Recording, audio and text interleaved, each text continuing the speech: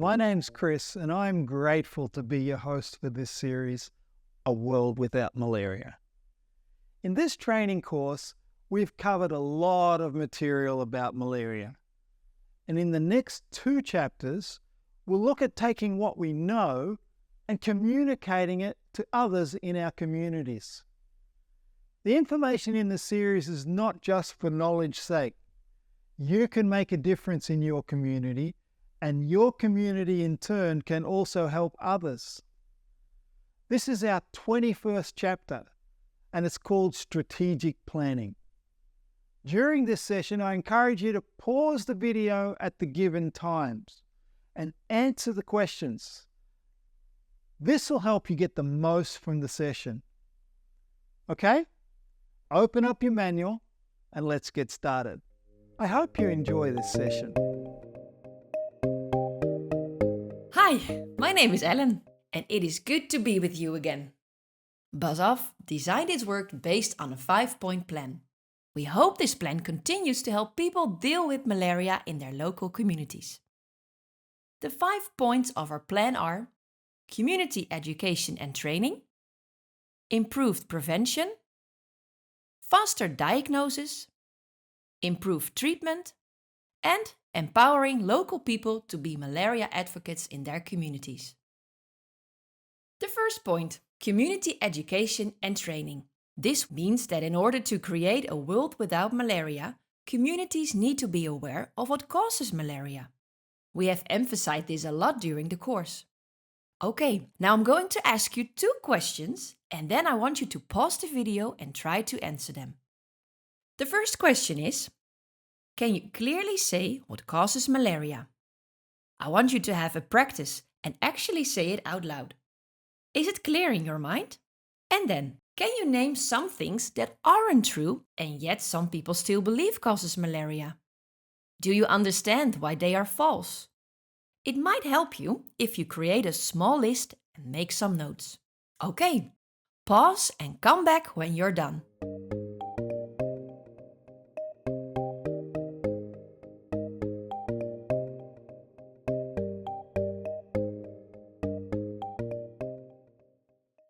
How did you go? Here's a short answer to question 1. Malaria is spread by the bite of an infected female Anopheles mosquito. And here are just 4 of the wrong things that people have told us cause malaria. You may have heard others. Karma, bananas, evil spirits, and the wind. It is important that we tell the truth and that people know the truth about this disease. Knowing the truth will help them deal with the problem. The second point in the BuzzOff plan is prevention. Practical steps can be taken to reduce malaria infections.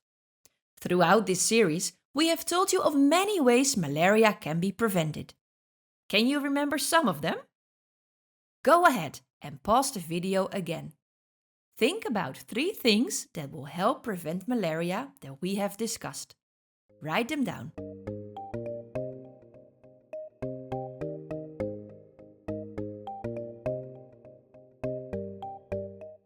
Welcome back! How did you go? Here are just 3 of the things that we have talked about that help prevent malaria. Of course, there are more. Water management, using LLI and mosquito nets, and using personal insect repellents.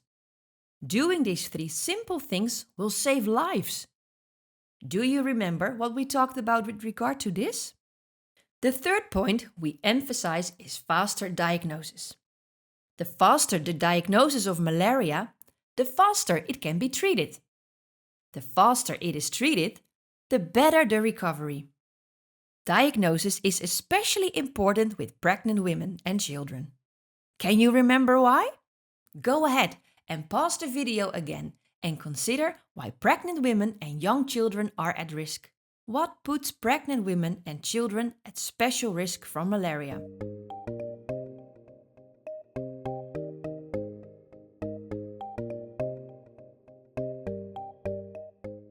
How did you go? If you remembered that the thing that puts children at risk is the size of their body and the number of red blood cells they have in their body, then you remembered well. And if you remembered that the unborn child in a pregnant woman is at risk because the parasites can hide in the placenta, then you have also remembered well. Did you remember how a pregnant woman is more likely to be bitten by a mosquito than other people? We have outlined to you how to use rapid diagnostic test kits. RDTs are a great way to diagnose malaria, and they are readily available. The next point to think about is improved treatment.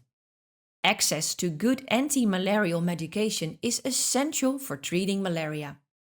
No shortcuts should be taken. The full dose for the full treatment time will reduce malaria deaths.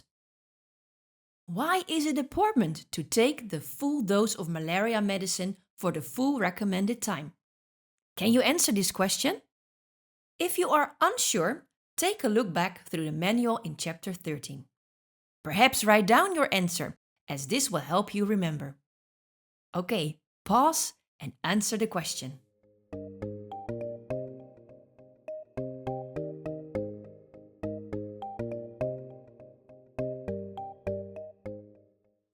How did you go? The answer is that taking the medication, but not for the prescribed time, will not fully treat the disease. The parasites will grow resistant to the medication, and the medication will not work effectively. And you know now that this actually contributes to the spread of malaria by creating medicine-resistant parasites. This is a really important point that should be strongly emphasized in your community. The last point is training. Training community healthcare workers is essential to seeing malaria beaten in local communities. Why don't you encourage others to do this training course? The more people who are aware of the things we have discussed together, the better.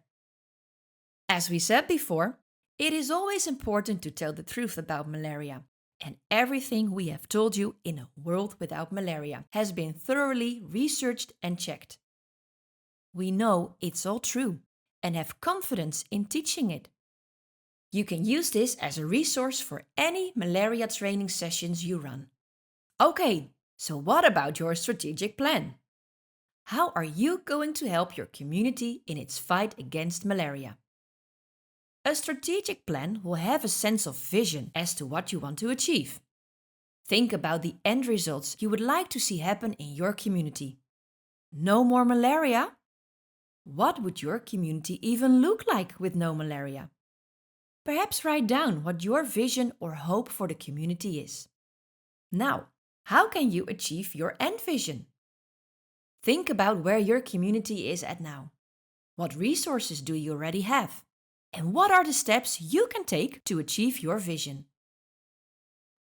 The answers to these type of questions will of course differ for each community. So think about your community and what you would like to see as the priorities. Make a list from most urgent to least urgent. Some things that might appear on your list could be public education about malaria, managing mosquito breeding sites or using mosquito repellents, wearing clothes that cover you more. How about spraying insecticides or using and distributing LLIN nets? It's a big list.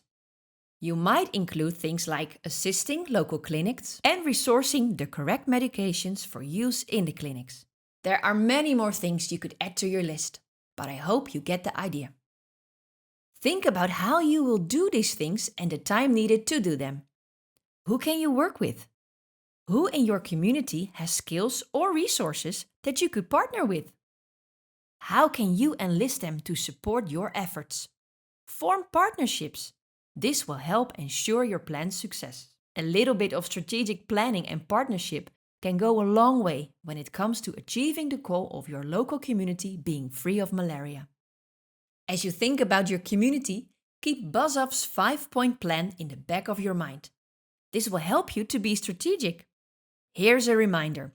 The 5 points are community education and training, improved prevention, faster diagnosis, improved treatment, and empowering local people to be malaria advocates in their community. I hope this all was helpful. Good luck and bye for now.